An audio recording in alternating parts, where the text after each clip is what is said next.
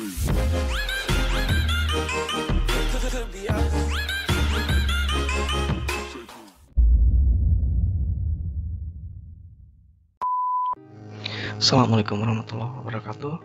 Salam sejahtera untuk kita semua. Kembali lagi di channel Atelau. Kali ini kita masih membahas tentang soal-soal bidang hukum.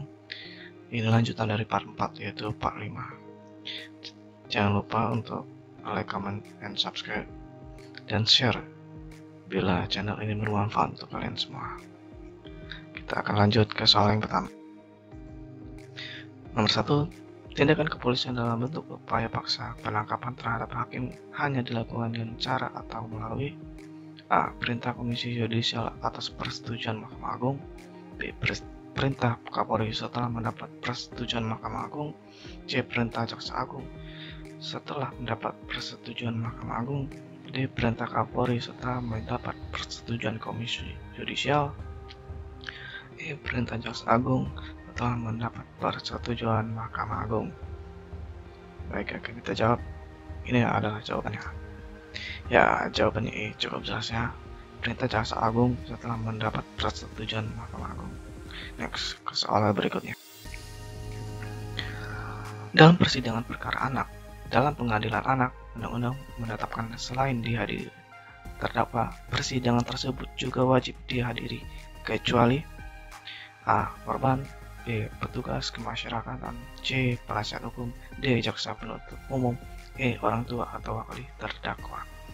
Baik, jawabannya adalah A. Menurut pasal 22-23 Undang-Undang 11 tahun 2012 tentang sistem peradilan anak. Baik, ke soal berikutnya.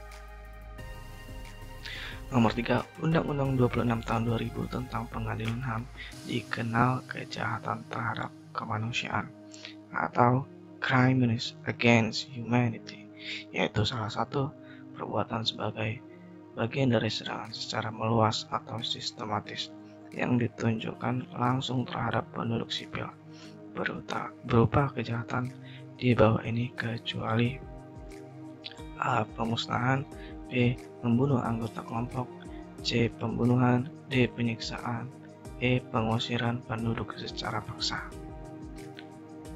Ya, jawabannya adalah B. Terdapat di pasal Undang-Undang 26 tahun 2000.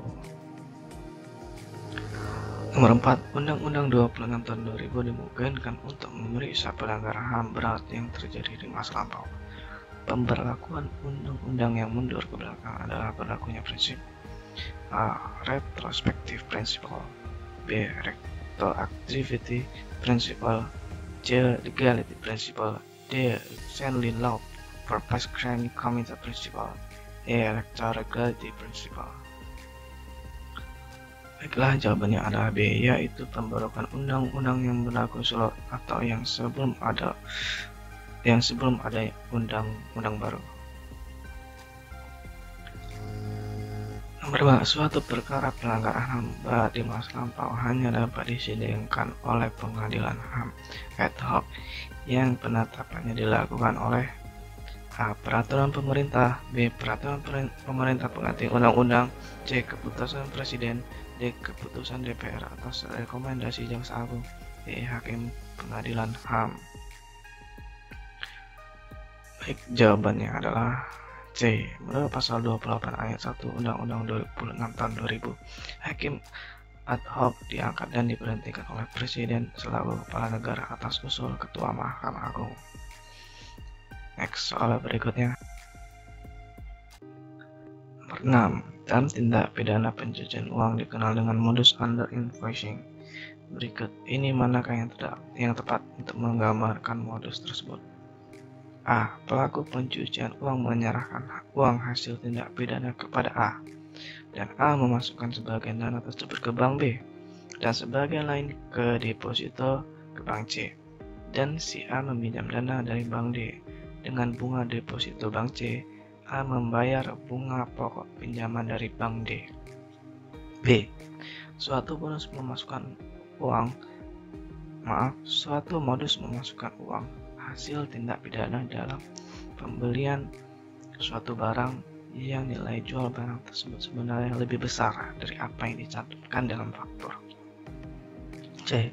Pelaku menggunakan rekan-rekan yang banyak untuk memecah sejumlah uang tunai dalam jumlah kecil di bawah batas uang tunai sehingga bank tidak mencurigai kegiatan tersebut, kemudian ditukarkan dengan cek wisata atau cek kontan. D. Tidak ada barang yang diperjualbelikan, yang ada hanya faktur fiktif. E. Dengan cara melakukan pembelian kembali di mana pelaku menggunakan dana yang telah dicuci untuk membeli barang yang telah ia miliki. Jawabannya adalah D. Jawabannya adalah B.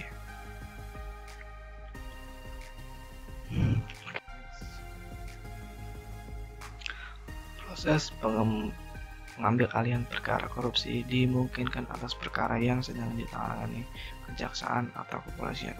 Pengambil alihan perkara ini sejalan dengan berlakunya alas A. Lex specialis derogat legi generalis, B. Admissibility principle, C.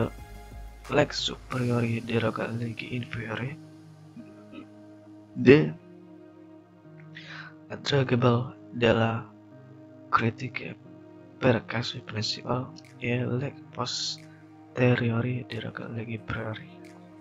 Ya, jawabannya adalah B.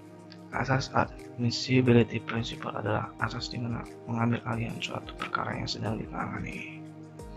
Baik, kita kembali ke soal berikutnya.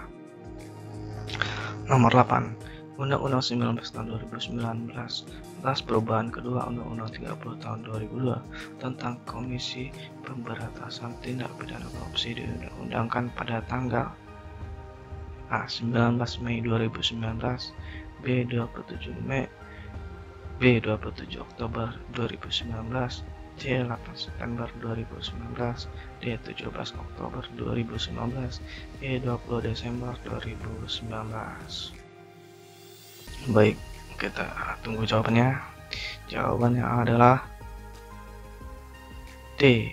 17 Oktober 2019. Next. Yang menjadi unsur-unsur tindak pidana korupsi adalah kecuali. Ingat, ada kata-kata kecualinya. A. Setiap orang termasuk korporasi. B. Perbuatan melawan hukum. C. Dapat melegalkan negara.